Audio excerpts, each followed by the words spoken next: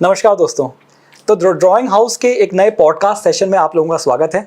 आज हमारे साथ मौजूद हैं श्री कैलाश खंडवाल सर। नमस्कार। सर, अभी कुछ देर पहले ही एक इंट्रो सेशन में दे चुका हूं, जिसके ज़रिए हम दर्शकों को बता चुके हैं कि आप किस प्रोफेशन को बिलोंग करते हैं।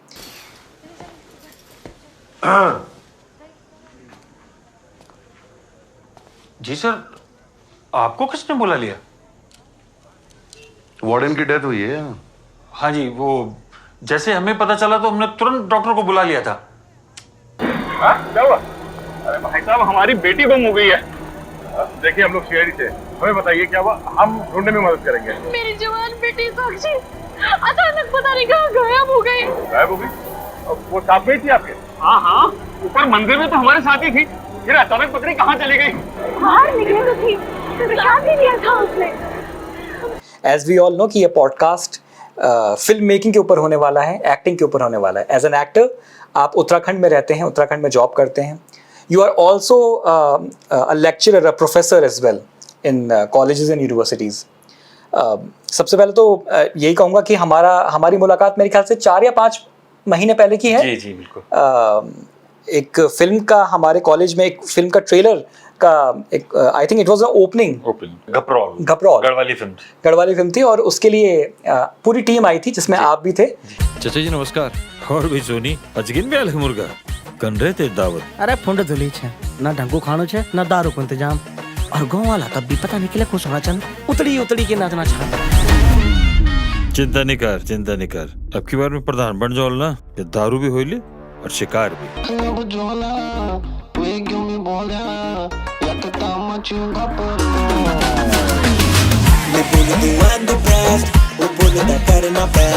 उस टाइम पे हमारी बात इतनी नहीं हुई जी बिल्कुल, लेकिन उसके कुछ समय बाद फिर हमने बातचीत करनी शुरू करी, और it was probably like almost a month ago जब हमने कहा कि सर चलो एक पॉडकास्ट करते हैं। बिल्कुल। और देखिए आज बैठे हैं और थैंक यू। शुरुआत हो चुकी है। जी सर। मैं सर यहाँ से शुरुआत करना चाहूँगा इस सवाल से कि आप प्लीज़ ये बताएं दर्शकों को, how did it all started? ये आखिर क्या प्रॉस्पेक्ट था, क्या प्रॉस्पेक्ट है, और आखिर आपकी रुचि ये एक्टिंग में कैसे आई है, कैसे शुरुआत हुई इसकी? जैसे वैसे लगभग हर एक के साथ यही होता है। मेरे साथ भी वही था कि ये सब जो इंटरेस्ट था, हो सकता है बचपन से रहा हो, बचपन से मैं स्टेज में चढ़ता रहा था, लेकिन उस टाइम पे इतना नहीं था कि मैं, जैसे 6th क्लास में मुझे अच्छे से याद है अशोक द ग्रेट एक प्ले किया था। उसके बाद एज यूजुअल रेगुलर जो हम लोग 60s वाले हैं, हम लोग रामलीला, दशहरा में, रामलीला वगैरह में करते रहते थे। रामलीला में इतना नहीं कि दशहरे में हर बार में कुछ ना कुछ रहता था, कुछ हनुमान की सेना में, कभी उस सेना में, तो वो अंदर था एक, लेकिन वो निकल के आने के लिए स्टेज जो मिला वो कॉलेज टाइम से मिला। मैं फरीदाबाद में पैदा हुआ हूँ, और वहाँ पर मैं जब ग्रेजुएशन कर रहा था तब हमारे एक साथी थे जो मेरे गुरु थे, जिनकी वजह से ही मतलब मुझे पता चला, वो मेरे डायरेक्टर भी थे प्ले के, उन्होंने ही थिएटर से मुझे इंट्रोड्यूस कराया, और हमने सबसे पहले एक स्ट्रीट प्ले किया, राजा का बाजा। और वो पहला स्ट्रीट प्ले था जो हमने अपने कॉलेज में किया, और वहाँ से तो फिर उसके बाद शायद मुड़कर देखने वाला वो दौर अभी तक नहीं आया और चल रहा है। और ये जब आप ये बता रहे हैं ये स्ट्रीट प्ले था, it was a street play, नुक्कड़ नाटक इसको हम बोलते हैं। आपकी जो एकेडमिक एजुकेशन है वो किसमें थी? मैं बैचलर ऑफ आर्ट, उस टाइम ग्रेजुएशन कर रहा था मैं। ओके। तो आर्ट्स वाले सब्जेक्ट हमारे पास इंग्लिश, हिंदी, इकोनॉमिक्स और पॉलिटिकल साइंस थे। ओके, है ना। और उसमें हम लोग ये चीज भी करते थे कि अगर लिटरेचर पढ़ रहे हैं तो इंग्लिश प्ले पढ़ रहे हैं, हिंदी पढ़ रहे हैं तो हिंदी स्टोरीज पढ़ रहे हैं, तो वो कनेक्टेड रहता है, इंटरकनेक्टेड। तो उसी का एक बड़ा अच्छा किस्सा मैं आपको थोड़ा सा आगे ले जा रहा हूँ, जो मुझे बाद में बताना है। वहीं पर एक मेरा प्ले था रिफंड मेरे टाइम पर 87-88 में, फ्रिट्ज कैरेंथी का प्ले था। वो प्ले मुझे इतना अच्छा लगा कि उस प्ले का बाद में मैंने 10-15 साल बाद उसका ट्रांसलेशन किया, फिर उसको पहले फरीदाबाद में किया सिंपल हिंदी, उससे फिर उस प्ले को जब मैं उत्तराखंड शिफ्ट हो गया पिछले 25 साल से, मैंने उसका उत्तराखंडीकरण करा, और उसका मैं अब तक 50 शोज कर चुका हूँ। 50 शोज? यस। इन उत्तराखंड? यस। और अभी मैंने रिकॉर्ड ब्रेक करने के लिए मुझे उसके 100 शोज करने देखते कब मौका मिलता है। अरे बहुत बढ़िया है, डेफिनेटली ये होगा। तो वो कॉलेज वाला आर्ट है, वो अभी तक जुड़ा हुआ है, तो वो कॉलेज से मेरा प्रेम बना रहता है। मुझे कॉलेज में जो लिटरेचर मेरे उसमें था, हाँ। वो अभी तक मैं उसके साथ जुड़ा हुआ हूँ। ऑलराइट। और सब राजी खुशी? हमें तो लगा प्रिंसिपल साहब पैसा लेके फरार हो गए। फरार? सर लेकिन फिर कंटिन्यू करें, उसके बाद क्या हुआ फिर नुक्कड़ नाटक? नुक्कड़ नाटक हुए तो उसके बाद हम लोगों की धीरे धीरे टीम बनने लगी, क्योंकि हर क्लास का एक नुक्कड़ नाटक हुआ, आर्ट्स वालों का, कॉमर्स वालों का, साइंस वालों का। तो उसमें से जो लोग इंटरेस्टेड थे रेगुलर थिएटर के लिए, तो हमारे उस डायरेक्टर का एक प्ले हुआ हमारे वहाँ फरीदाबाद में। वो एनएसडी के एक डायरेक्टर थे मिस्टर गुलशन वालिया, उन्होंने करवाया, उनकी वर्कशॉप में उसने पार्टिसिपेट किया और मुझे पता चला वो प्ले हुआ है। मैं प्ले देखने गया, वहां जाके मैंने बोला तूने मुझे क्यों नहीं बताया, मैं भी ऐसी वर्कशॉप अटेंड करना चाहता हूँ। तो उसने बोला करते हैं। तो उसने फिर एक अलग से ग्रुप बनाया, हमारा एक आकृति रंगमंच ग्रुप था। उस ग्रुप में हमने सबसे पहला प्ले किया जो फुल्ली कॉमर्शियल प्ले जिसे कह सकते हैं पब्लिक के सामने, वो था खामोश अदालत जारी है। खामोश अदालत जारी है, विजय तेंदुलकर जी का प्ले था ये। ओके। और 89 में पास आउट हो गया था मैं, तो ये शायद 89-90 में हमने पहला प्ले कर लिया था। तब हमारी आकृति रंगमंच की बहुत जबरदस्त शुरुआत हुई और उसके बाद लगातार अगले 2 साल तक हमने 7 से 8 प्लेज कर चुके थे हम लोग। ओके। उसमें ज्यादातर कॉमेडीज थे, बस ये खामोश अदालत ही सीरियस प्ले था। और कॉमेडी की इतनी आदत पड़ गई थी, फिर धीरे धीरे मंडी हाउस से इंट्रोडक्शन हो गया। मंडी हाउस में गए तो वहां पर हमने डायरेक्ट रेपेट्री में ज्वाइन करी, एलटीजी रेपेट्री। कोई ट्रेनिंग इंस्टीट्यूट वगैरह नहीं ज्वाइन किया था, लेकिन जो मेरे डायरेक्टर थे संजय पहुजा, उन्होंने श्रीराम सेंटर से एक्टिंग का कोर्स किया था, तो वो ज्यादा टेक्निकली स्ट्रांग थे। ओके। तो इसलिए हमें उन पर बहुत विश्वास था, वो हमें करवाते भी उसी तरीके से थे। तो वो ज्यादातर चीजें मैंने उन्हीं से सीखी हैं। और बल्कि मैंने ज्यादातर जो फरीदाबाद में जो प्ले में कर चुका हूँ वो मैंने आगे उत्तराखंड में किए वो प्ले, ताकि वो रिपीटेशन, हालांकि उनका जो ब्लॉकिंग है वो अलग है, लेकिन वही प्लेज किए और उससे अलग फिर धीरे धीरे होता चला गया। एलटीजी रेपेट्री में पता चला वहाँ की दुनिया क्या है, थिएटर की दुनिया क्या है, रंगमंच की दुनिया क्या है। लेकिन धीरे धीरे ये भी महसूस हुआ, क्योंकि मैं पहाड़ से बिलोंग करता हूँ, गढ़वाल से, तो हम लोगों के अंदर एक रिस्क फैक्टर, चाहे मैं भले ही फरीदाबाद में पैदा हुआ हूँ या दिल्ली में पैदा हुआ हूँ, जिसकी वजह से मैं थोड़ा सा एक्टिव हूँ, लेकिन खून और वो जो पानी हवा पानी है वो माँ बाप वाला ही है, पहाड़ वाला। तो हम लोगों के अंदर रिस्क फैक्टर बहुत कम होता है, ऐसा कर ले नहीं करे, नहीं फैमिली का क्या होगा। और हम सेंट्रलाइज होते हैं कि नहीं गवर्नमेंट जॉब बहुत जरूरी है, गवर्नमेंट जॉब के बिना कुछ तो ऐसे विचार होने पर आप थिएटर के बारे में तो सोच ही नहीं सकते कि थिएटर में लाइफ होगा। हमारे टाइम पे था भी नहीं। 90s के टाइम पर कहाँ, जब पहली बार बैंडिट क्वीन बन रही थी, उस जमाने में मतलब थिएटर से कोई पैसा नहीं था। यहाँ आप रेपेट्री में जॉब कर रहे हैं तो वहाँ पे सैलरी मिल सकती है, वो भी एनएसडी वालों को लिया जाएगा। हमने तो कोई कोर्स भी नहीं किया था। फिर फैमिली का बैकग्राउंड वगैरह देखने के मुझे लगा कि नहीं मुझे थिएटर में नहीं, पहले मैं कैमरा, मुझे फोटोग्राफी का भी शौक था, लेकिन वो पैसा ना होने की वजह से मैंने कभी कैमरा नहीं किया। लेकिन मुझे पता था मैं फोटोग्राफी कर लूंगा, पर नहीं, अंदर से था एक मेरे अंदर विजुअल्स को बनाने का, देखने का। मैंने कहा एक बार मैं कैमरे के पीछे अगर मैं मास्टर हो गया तो आगे मैं कभी भी आ जाऊंगा।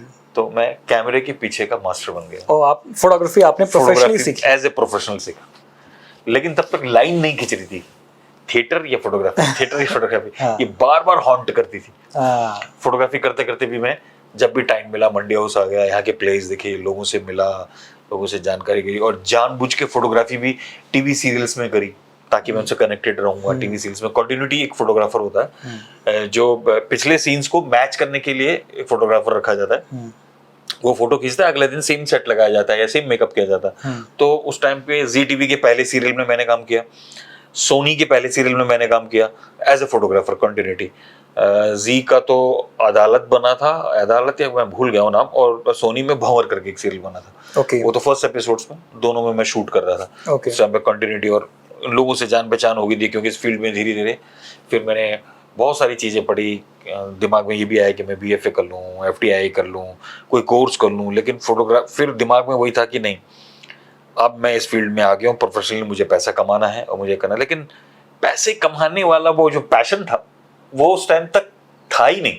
वो 24 घंटे थिएटर आर्ट्स, और उसमें लग रहा था कि नहीं, फोटोग्राफी मुझे लग रहा था कि मैं घर वालों को बहकाने के लिए कर रहा हूँ। उन्हें लग रहा है कि नहीं ये काम तो कर रहा है कम से कम टेक्निकल। आज सारा दिन बड़ा अजीब निकला। सुबह पहले तुम्हारे साथ लड़ाई, फिर शहर में भटकता रहा, वो भी गुस्से में। आई एम सॉरी, मुझे तुमसे इस तरह से लड़ना नहीं चाहिए था। छोड़ो यार, मैंने भी तुम पे फालतू में गुस्सा किया। नहीं, but you were getting paid right? या फ्री में नहीं हो रहा था वो, मैं पेड तो कर रहा था, लेकिन सारा ध्यान और जो एनर्जी था वो शाम को मंडी हाउस और थिएटर की तरफ खींच रहा था। ये कैलाश सर, ये मंडी हाउस हम बहुत नाम सुनते हैं, अलग अलग एक्टर्स से सुनते हैं। आप जरा एक बार प्रकाश डालें इस पे, ये what exactly is Mandi House? Mandi असल में हिमाचल में एक जगह है मंडी, और वो जो एरिया है वहां पर हिमाचल भवन है।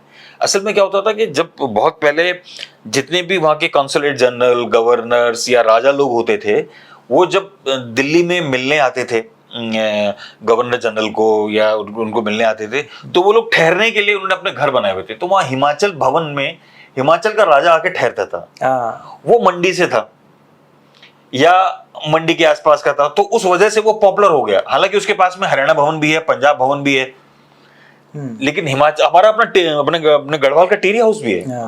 मरविंदर शाह जी वहीं रहते हैं, अभी भी शायद रहते हैं, जो हमारे राजा हैं जी वो भी वहीं रहते हैं।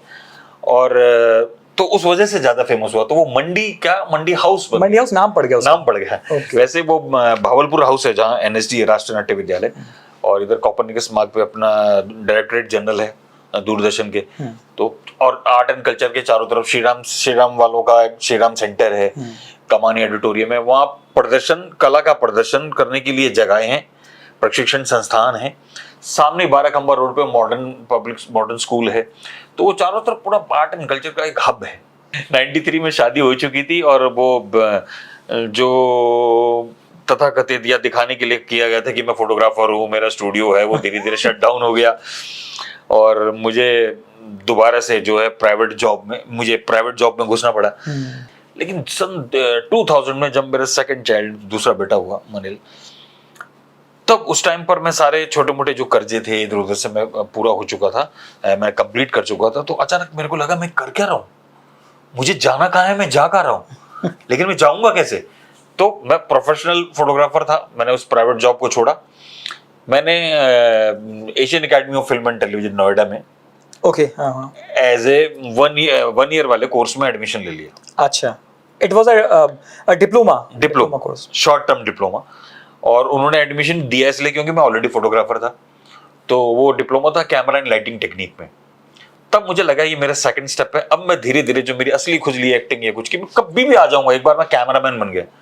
और हमारा जो AFT का बैच था 2000 वाला, उसमें मैं उस पर्टिकुलर ग्रुप में, क्योंकि वहाँ पे सब लोगों को के साथ आपको काम करना पड़ता है, direction department, editing department, lighting, और हमारे को एक बार लाइटमैन बनना पड़ता है, एक बार कैमरामैन बनना पड़ता है, और हर डायरेक्टर का अपना अपना कैमरामैन, अपना लाइटमैन होता है। तो इस तरह से हमने 5-6 प्रोजेक्ट्स में काम किया। और फिर एंड ऑफ द डे मैं वहाँ पर अपने कैमरा टीम में, और उस सेशन का मैं टॉपर भी था, तो वो मेरे सबसे बड़ा सेटिस्फेक्शन था। लेकिन अचानक लाइफ चेंज होती है, और वाइफ की जॉब इधर उत्तराखंड में एज ए गवर्नमेंट टीचर लग गई, जो हमने पहले ही अप्लाई कर रखा था। हमने पहले से अप्लाई कर रखा था क्योंकि वो यहीं की पढ़ी हुई है, यहीं की रजिस्टर्ड थी। अब वो लाइफ का बहुत बड़ा टर्न था कि बच्चे और वाइफ उधर और मैं उधर। मैंने, क्योंकि दिल्ली कमर्शियल जगह था, मैं छोड़ना नहीं चाहता था। लेकिन वाइफ जब यहाँ पर आ गई तो उन्होंने कहा आप यहाँ कुछ भी करो, लेकिन वहाँ छोड़ दो, क्योंकि मैं अकेली नहीं कर पाऊंगी।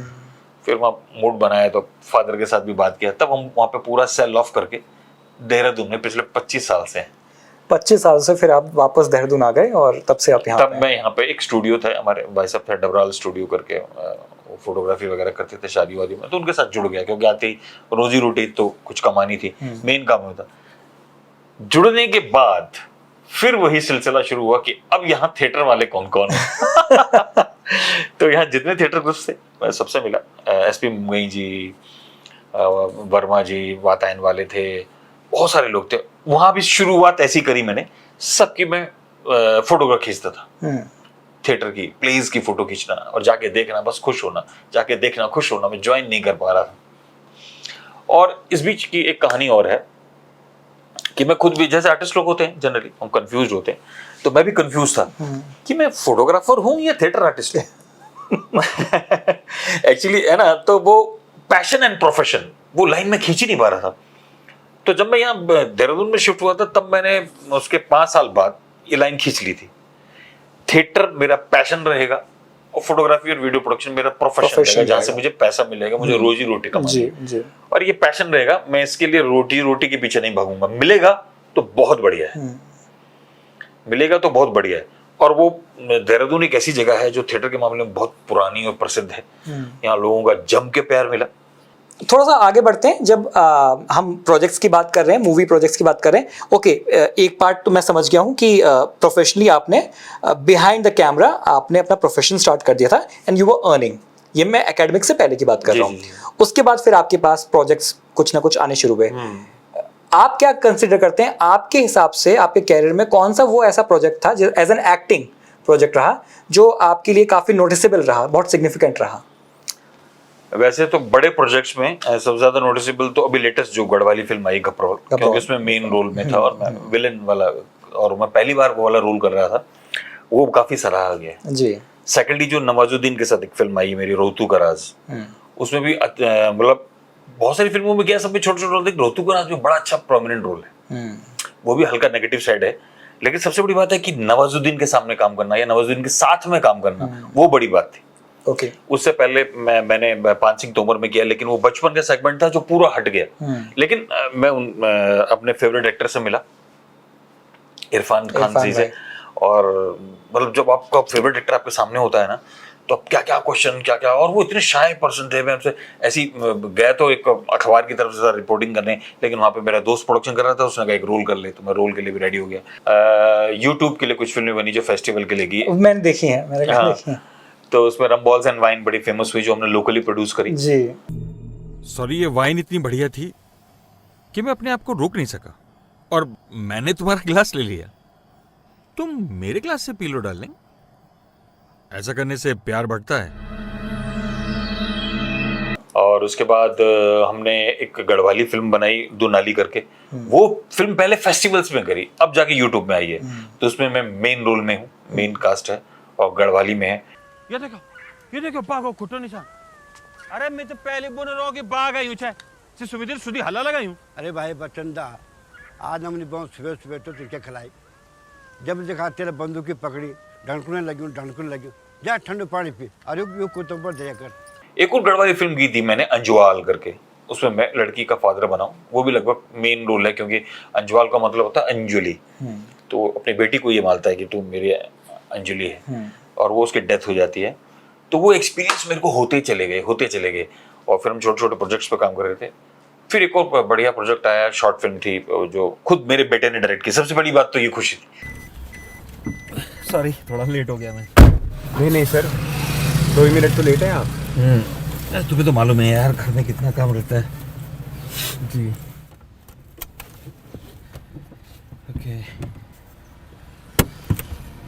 ओह, लेफ्टिनेंट बिशप नेगी, हरीश नेगी कि बड़े बेटे ने, उद्धव ने, मैं आने वाला हूँ उस टॉपिक पे। हाँ, बड़े बेटे ने डायरेक्ट की थी, वो मेरा सबसे बढ़िया प्रोजेक्ट मुझे लगा कि जी। वो फिल्म है जहाँ पे मतलब एक लाइफ का भी एक स्ट्रगल है कि मैं उसका फादर हूँ और वो मुझे डायरेक्टर है। जी। चलिए अब आ ही जाते हैं उस पॉइंट पे भी। please. आपके 2 बेटे हैं, जी। और मैं जैसे अभी हम बात कर ही रहे हैं कि अगर आप सबसे बड़ी उपलब्धियों की बात करें, कोई भी पिता तो वो उसके बेटे या बेटियां होते हैं, और जो काम हम नहीं कर पाते हैं या जो भी हमारी किस्मत में होता है, उसके हिसाब से हमारी अगली जनरेशन कई बार हमारी संतानें वो करती हैं, और जब वो करती हैं तो कुछ अलग ही एहसास होता है। मैं पहले चाहूँगा कि आप दर्शकों को अपने बच्चों के नाम बताएं, हाँ। और what exactly they are doing, क्योंकि मुझे तो पता है, लेकिन आप प्लीज़। मेरे 2 बेटे हैं, उद्धव और मनिल, और दोनों इसी फील्ड में हैं, हमारी फिल्म मेकिंग वाली फील्ड में। उद्धव ने मास कॉम किया है, वो कुछ कॉर्पोरेट फिल्म में कर रहा है राजस्थान गवर्नमेंट के साथ में, और जो मनिल है उसने बैचलर ऑफ डिज़ाइन किया, वो आप ही की लाइन का बंदा है, एनिमेशन और ग्राफिक डिज़ाइन वाला, बेसिकली वो ग्राफिक डिज़ाइनर एनिमेटर है, लेकिन उसका धीरे धीरे जो रुचि है वो फिल्म प्रोडक्शन की तरफ है, और ज़्यादातर वो हिप हॉप सॉन्ग्स को डायरेक्ट करता है। जितने फेमस अपने रैप सिंगर्स हैं, कृष्णा, सीधी मौत, इवन आज भी शायद वो जुबिन नौटियाल का एक सॉन्ग कर रहा है, ओके। तो नेजी वगैरह बड़े बड़े लोगों के वो कर चुका है। और इन दोनों ने अलग अलग कोर्स करके भी सेम फील्ड चुना जो फील्ड मेरे जैसा है, और यही मेरे लिए एक सबसे बड़ी उपलब्धि है। कैसा, वही मैं पूछने वाला था कि how is that experience as a father? देखिए, ये जब इस तरह का वो होता है ना, तो लगता है कि अभी लाइफ सफल हो गई जो मैं चाहता था, क्योंकि मैंने जब मंडी हाउस में था तो मैं उसमें सोचा था मैं कैमरा करूं, एक्टिंग करूं, नहीं फाइन आर्ट्स कर लेता हूं, तो मेरे दिमाग में था नहीं यार फाइन आर्ट्स भी मैं सीख लेता तो बढ़िया था। हालांकि करता हूं, मैं स्केचिंग करता रहता हूं, घर में भी करता हूं, मेरे पास ग्राफ बुक है, सब कुछ है, मेरे को बॉडी एनाटॉमी वगैरह पूरी बुक्स रखी हुई है, सब कुछ ये लोग देख भी रहे थे बचपन से, मैं स्केचिंग भी करता हूँ। तो इसने बचपन में 6th क्लास में कॉमिक्स बनाया, तो तभी मुझे लगा था नहीं इसको बैचलर ऑफ फाइन आर्ट कराना है, जो कि मेरा अपना भी सपना था कि मैं भी बैचलर ऑफ फाइन आर्ट, बस मतलब मैं सब कुछ करूं। तो वही हर आर्टिस्ट की तरह, तो वो सपना पूरा हुआ। फिर जब मैंने कहा कि यार मेरा एनएसडी में एफटीआई में नहीं हुआ तो अगर ये बड़ा वाला कर ले, तो उसने भी फिर 1 साल का कोर्स किया एफटीआई से, तो वो भी पूरा हुआ। तो वो चीजें जो मैं नहीं कर पा रहा हूँ वो उधर हो रही हैं, तो that is very satisfaction to me. बिल्कुल। एनएसडी की फुल फॉर्म है नेशनल स्कूल ऑफ ड्रामा, और जो आप अभी बताया है एफटीआई, उसका जरा आप फुल फॉर्म प्लीज बताएं। Film and television institute of India. So would you prefer for anyone जो कि इस सब्जेक्ट का, इस विषय का स्टूडेंट बनना चाहता है, वो इस तरीके का कुछ करे? बिल्कुल बिल्कुल। जो लोग अभी आजकल, क्योंकि ये बहुत तेजी से हमारा डिजिटल वाला दौर शुरू हो चुका है, और एनईपी हमारी जो नेशनल एजुकेशन पॉलिसी है उसमें भी ये डिजिटल सब्जेक्ट इंट्रोड्यूस हो चुका है, और ये आगे बहुत काम आएगा। जो लोग इस फील्ड में फिल्म मेकिंग में जाना चाहते हैं, फिल्म मेकर बनना चाहते हैं, कैमरामैन बनना चाहते हैं, एडिटर बनना चाहते हैं, वहाँ पे सीटें भले ही कम है, लेकिन एक बार कंपटीशन जरूर दे के देखना चाहिए। वहाँ पे अभी लेटेस्ट खबर ये है कि एफटीआई यूनिवर्सिटी बन गया है, डीम्ड यूनिवर्सिटी हो चुका है, और धीरे धीरे उनकी ब्रांचेस हर जगह खुलने वाली है।